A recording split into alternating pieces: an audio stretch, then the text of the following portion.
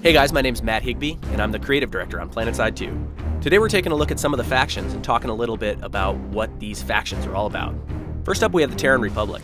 The Terran Republic are what I would call the most professional military of the three factions. These guys are well-drilled, well-equipped, and basically the most well-oiled military machine on the battlefield of Araxis. In terms of weaponry, the Terran Republic rely on pretty conventional weapons. Lots of bullets, lots of high explosives, but they don't use anything too experimental. For vehicles, the Terran Republic is all about speed. They want to basically get the fastest possible vehicles. The Terran Republic also believe in strength in numbers. A lot of their vehicles and a lot of their weapon systems require more players to operate them.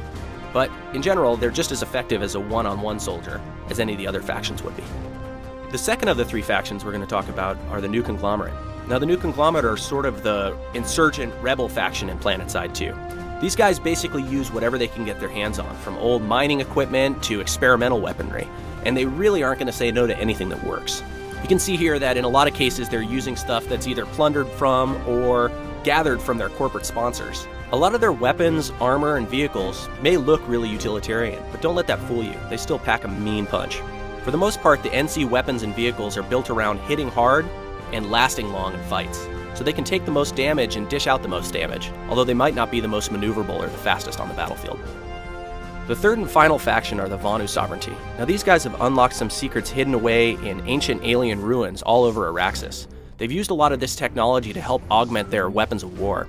The main goal of the Vonu Sovereignty is to attempt to unlock more secrets from these ancient artifacts, and they consider anything that's getting in their way to be a threat. So while the battle between the NC and the TR is sort of more of an annoyance to them, they still feel the need to compete on the battlefields just to make sure that they can get access to all the technology that's hidden all over the planet.